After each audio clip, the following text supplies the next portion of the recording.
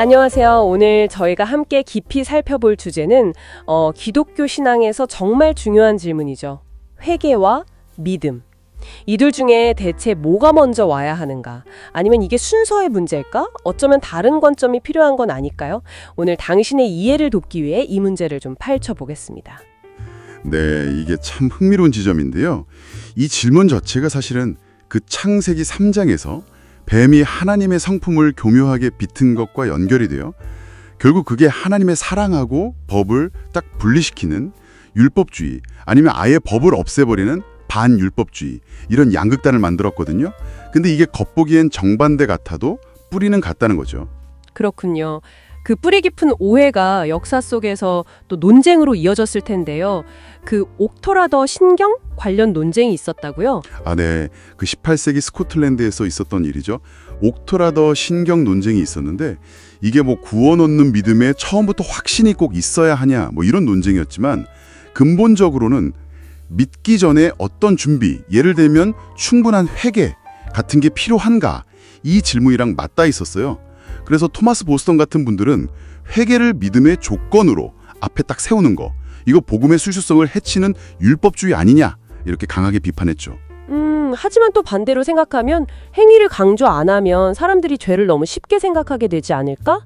그런 반율법주의에 대한 걱정도 당연히 있었겠네요. 정확합니다. 그 칭의 있잖아요. 하나님께 의롭다고 인정받는 거. 이게 신앙생활 첫날이나 뭐 마지막 날이나 똑같다. 그리고 우리가 거룩해지려고 애쓰는 그 성화, 그걸로 칭의가 더해지는 건 아니다. 이런 개념이 당시 어떤 사람들한테는 꽤 불안하게 들렸던 거예요.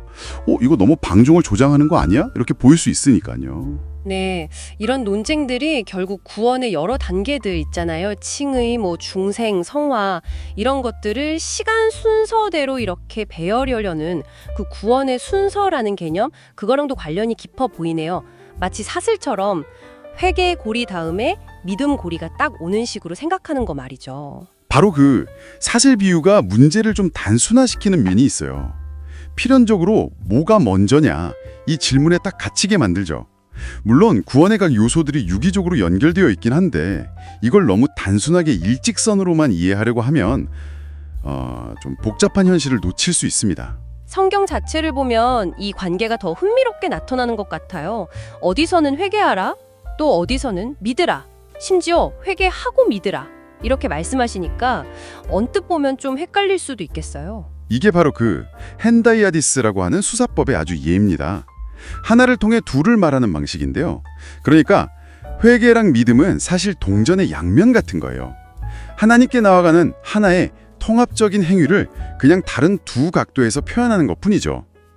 죄에서 돌아서는 것, 이게 회개고, 그리스도를 향하는 것, 이게 믿음인데 이 둘은 분리될 수가 없는 하나의 움직임이거든요. 그래서 때로는 주 예수를 믿으라, 이 말씀 하나에 회개의 의미까지 다 포함되어 있다고 보는 거죠. 그렇다면 성경이 말하는 진짜 회개는 그냥 율법 앞에서 내가 잘못했구나 하고 깨닫는 것만으로는 좀 부족하다는 그런 뜻인가요? 네, 그렇습니다. 그 웨스트민스터 신앙고백이나 장 칼뱅 같은 개혁주의 신학의 중요한 분들이 강조했던 것처럼 진짜 회개는 믿음의 눈으로 봐야 가능해요. 그리스도 안에 있는 하나님의 자비, 그 은혜를 볼 때 비로소 가능하다는 거죠. 죄가 얼마나 더럽고 비참한지를 깊이 느끼는 동시에 그럼에도 불구하고 나를 받아주시는구나 하는 그 하나님의 은혜를 신뢰할 때, 그때 일어나는 거죠. 그래서 회개는 우리가 뭘 이뤄내는 공로가 절대 아니고 하나님의 은혜에 대한 반응이라고 봐야 합니다. 예수님의 탕자 비유, 그 누가복음 15장에 나오는 거요.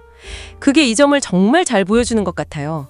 아들이 그 돼지우리에서 비참하게 있다가 아버지 집으로 돌아가야겠다 결심한 그 결정적인 이유가 아버지 집에는 먹을 게 많다는 기억. 그러니까 아버지의 자비에 대한 희미하지만 어떤 믿음과 소망 때문이었잖아요. 맞아요. 근데 또 흥미로운 게 아들이 돌아가면서 무슨 말을 준비했냐면 아버지, 제가 죄를 지었으니 품꾼의 하나로 써주십시오, 이거였단 말이죠. 여전히 자기 행위나 고백으로 어떻게든 관계를 회복해보려는 율법주의적인 생각이 아직 남아있었던 거예요. 하지만 아버지 반응은 완전 달랐죠. 아들이 그 말 다 하기도 전에 그냥 달려가서 막 끌어안고 잔치를 열어버리잖아요. 아들의 그 품꾼으로 써달라는 율법적인 제안 자체를 아버지의 그냥 넘치는 은혜가 완전히 덮어버린 거죠. 무효로 만들어버린 거예요. 아들의 수치를 아버지가 대신 짊어지고 아무 조건 없이 그냥 아들로 회복시켜 주신 거죠. 네, 이 비유에서 아버지는 정말 우리를 향한 하나님의 은혜를 보여주는 거예요. 우리가 뭘 얼마나 회개했는지, 무슨 자격 조건을 갖췄는지 따지기 전에 이미 그분의 용서와 환대가 우리를 기다리고 있다는 거죠. 반면에 그런 아버지의 은혜를 보고도 막 불평했던 그 큰아들 있잖아요. 그 아들은 자기 의로움에 갇혀서 은혜를 누리지 못하는 그 율법주의의 모습을 딱 보여주는 거고요. 결국 회개와 믿음은 뭐가 먼저냐 이걸 따지는 문제가 아니라 하나님의 은혜 안에서 거의 동시에 일어나는 것, 그리스도를 향한 하나의 통합적인 반응이다 이렇게 정리할 수 있겠네요. 죄에서 돌아서는 거랑 그리스도를 믿는 거, 이건 분리될 수 없는 거군요. 네, 그렇습니다. 진정한 회개는 믿음 안에서 더 깊어지고 또 참된 믿음은 반드시 회개라는 열매를 맺게 되어 있어요. 어느 하나가 다른 하나의 전제 조건이다라기보다는 성령께서 우리 안에서 일으키시는 그냥 하나의 사건인데 그 사건의 두 측면이다. 이렇게 보는 게 더 정확할 것 같습니다. 자, 오늘 이야기를 마무리하면서 당신에게 마지막으로 한 가지 질문을 던져드리고 싶습니다. 탕자의 아버지가 아들이 뭘 했든 어떤 고백을 준비했든 상관없이 그냥 무조건적으로 그 아들을 받아 안았잖아요.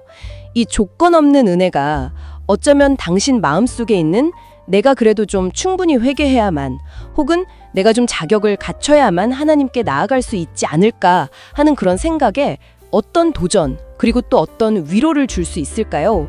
이 질문을 잠시 한번 곱씹어 보시는 것도 좋겠습니다.